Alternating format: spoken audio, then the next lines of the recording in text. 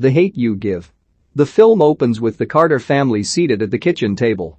Patriarch Maverick, Russell Hornsby, gives his 3 children instructions on what to do in the event that he or they are ever pulled over by police, but to also not be ashamed of their identities as black children. Maverick then hands them Black Panther 10-step programs. Present-day star, Amandla Stenberg, is Maverick's daughter who lives with him, her mother Lisa, Regina Hall, her older half-brother Seven, Lamar Johnson, and younger brother Sakani, T.J. Wright. Maverick was once part of the most violent gang in the neighborhood, the King Lords, but he has since left that life behind. The Carters live in the mostly poor, predominantly black neighborhood of Garden Heights. While gang violence is prevalent, there are places like Maverick's grocery store and other shops that thrive. Star attends Williamson, a prep school in a rich, mostly white area. Star feels that she can't be too ghetto with her Williamson friends, but not too preppy around her Garden Heights friends. She is dating Chris, KJ Appa, who just recently tried to have sex with Star when she wasn't ready. He comes to her at school to apologize and show off his corny dance moves. Star acknowledges that she and Chris get looks from the white girls who are too scared to say anything due to their interracial relationship. Star attends a party in Garden Heights with Seven's sister Kenya, Dominique Fishback, whom Star sometimes can't stand. Kenya notices a girl outside who's been talking trash about her, so she expects Star to back her up in a fight, but Star refuses to get involved. Star strays from Kenya and meets up with her childhood best friend Khalil, Algee Smith. The two chat for a while until they witness an altercation between a group of guys, followed by the sounds of gunshots. Everybody runs out of the house, and Star gets into Khalil's car. Khalil drives Star home as the two listen to a Tupac song. Khalil points out a famous saying of the late rapper, "The hate you give little infants fucks everybody," which becomes an acronym for thug life. The two pull over and start to reminisce about their childhood with another friend named Natasha, who is no longer with them.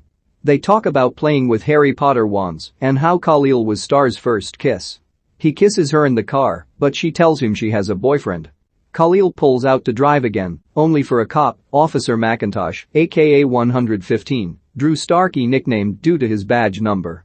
He tells Khalil he pulled him over for failing to signal a lane change and asks for his license and registration, but Khalil argues over the matter even as Star, who has her hands on the dashboard, tells him to comply.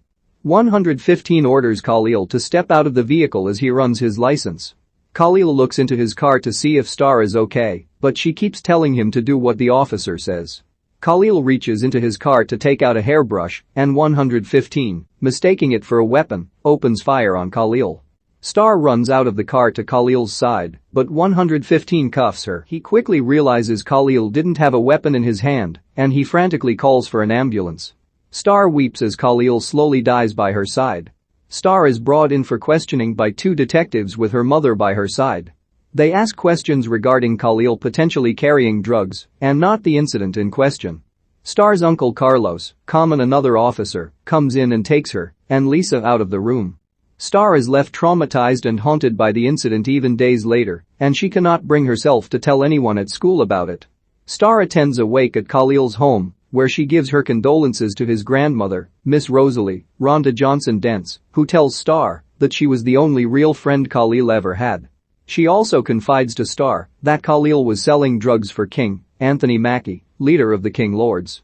After the wake, Maverick and Carlos argue over whether or not 115 will be investigated for killing Khalil. The Carters attend Khalil's funeral at a church. Seven's biological mother Issa, Karen Kendrick, loudly orders him to join her, King, and his siblings in the back over the sound of the choir. Seven doesn't want to go, but Lisa tells him to just do it. A lawyer, April Afra, Issa Rae, goes up to give a speech on how what happened to Khalil has happened to too many young unarmed black teens. She also implies that she knows that Star was the witness to Khalil's shooting, even though that information had not been disclosed to the public. April visits the Carters that evening to offer Star a chance to do an interview regarding the incident. She appears hesitant, and April says it's okay if she chooses not to. Before April leaves, Star brings up what happened to Natasha. They were playing with Khalil as kids until a King Lord shot Natasha dead in the streets. Star was afraid to snitch on him because she feared he or the other King Lords may retaliate. She later found out months afterwards that the shooter was killed, but she still didn't speak up, and she has felt guilty ever since. April tells her not to feel guilty and says that this is her chance to get justice for Khalil. Star's parents take her to the interview, where her face is blurred out and her voice is distorted. She tells the interviewer that Khalil was working for the King Lords, which King sees on TV. Later, as the Carters are having dinner, Star and Maverick see King and his goons standing outside threateningly. Maverick goes outside to deal with King, who knows that Star mentioned him in the interview. This leads to an altercation that is broken up just as the police arrive. Maverick calmly complies with the cops until one officer, a black man, presses Maverick against a window in front of his family. Lisa runs out to hand the cops his ID, but it gets more heated when the white cop presses 7 for his ID. Star and another woman record the confrontation on their phone to show how the cops treat black folks, and the cops back off and leave the family alone. However, little Sakani is shaken up by it. When the family returns home, Star tearfully apologizes for getting King to go after them. Maverick stands his kids outside the house and tells them to recite a step from the program he gave them earlier, which is to have something to live and die for, and for Maverick, that's his whole family. The stress from the incident puts more of a strain on Star's life at school. The other kids use Khalil's death as an excuse to get out of class to make it look like they care and are trying to protest. Star grows more distant from Chris, and things go sour with her friends Hailey, Sabrina Carpenter, and Maya, Megan Lawless, when they watch a news report on how 115 and his family have been getting death threats for shooting Khalil, and Hailey shows more empathy for 115 than for Khalil. When Star talks to her mom about this, Lisa tells her that she has always been following Hailey's word without thinking for herself. On prom night, Star attends with Chris, but all the other kids are looking at her weird. He takes her into his limo and says that he knows Star was the witness to Khalil's death, and he is upset that she kept that from him. Star feels that Chris doesn't grasp how the situation is for her as a black girl, and that he appears to ignore her identity as a black girl. Chris argues against that, saying that he sees her for who she really is. After they reconcile, Chris takes Star and Seven home so that he can meet Maverick. The meeting turns out poorly because although Lisa is happy to meet Chris, Maverick is none too pleased to see that Star is dating a white boy. After Chris leaves, Maverick tells Star he feels he has failed to show her what a black man should be, and Star says that he showed her what a man should, period. As the family embraces, gunshots fly through the house, sent by King's goons. Maverick brings the family to Carlos's house to stay for safety, but he and Seven go back to stand guard at the house in case King comes back, despite Lisa's protests for neither of them to go back. Star later goes before a grand jury to give her testimony against 115 and to tell everyone of the type of person that Khalil really was. At school, Hailey confronts Star and asks her when she will get over Khalil's death. Star has had enough, and she counters that Hailey is only ever friendly with her because she views Star as a non-threatening black girl, which Hailey confirms.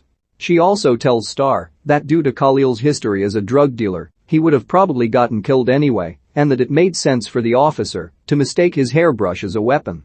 Star then grabs Hailey's hairbrush from her backpack and starts yelling at her while holding the brush like a weapon, which drives Hailey to tears. Star tells her that she now knows what it feels like for black folks. Chris drives Star home, but they start to see a group of black folks protesting toward City Hall. Star and Chris look at their phones and learn that 115 was not indicted for Khalil's death. Star then gets a text from Kenya to go pick up Seven because King has beaten him up. Star and Chris arrive at King's house, where Kenya and her little sister Lyric are tending to Seven's wounds. Issa callously tells the kids to beat it since King is coming back soon, and she is just trying to drink. The kids head out the front door, but see King arriving in his car. Issa sends the kids out the back door for safety. The group arrives near City Hall, where a massive crowd is growing for the protest. As they approach City Hall, the crowd is halted by a SWAT team. Star tells Chris to get Kenya and Lyric out of there for safety. She then spots April, who hands her a megaphone so that Star can be heard. Star stands high up and announces to the crowd that she was the witness to Khalil's death, but so is everyone else in the crowd. While the people are moved, the police start firing tear gas grenades. Star picks one up and hurls it back toward them. Star and Seven run out, but are blinded by the gas. Two friends of Maverick find the kids and put them in their pickup, along with two others. Star tells them to go to her father's store to get milk to soothe the tear gas burns. The men bring Star and Seven to Maverick's shop to pour milk over their faces. The men leave Star and Seven, which King sees. As Star listens to messages from her mother, King's goon lights the store on fire. Star and Seven try to escape out the back door, but it's locked. Two other shop owners see the fire and try to help get the back door open. Maverick, Lisa, and Sakani arrive, and Maverick gets his kids out. King sees this and runs toward them. Maverick threatens to kill King and reaches into his back for the gun, only to find Sakani holding it and aiming it at King. That's when two white cops arrive and draw their guns on Sakani, to the horror of everyone else. Star stands with her hands in the air to protect her little brother and yells to the cops asking, how many more of them have to die for them to understand? Sakani drops the gun, and the police turn theirs away from him. King leaves the Carters alone. King is later arrested after multiple testimonies, and his rule over the neighborhood is now over. Star and Chris are on better terms and are stronger than ever. She is no longer friends with Hailey, but she is still friends with Maya. Seven graduates from high school and is set to go to college the next year. Maverick's shop is in the process of being rebuilt, and he and Carlos get along better now. Star goes to Khalil's home, where Miss Rosalie tells Star she can take whatever she wants from Khalil's room. She goes in and finds the Harry Potter wands that they used to play with. With her closing words, Star vows to live up to her namesake and light up the darkness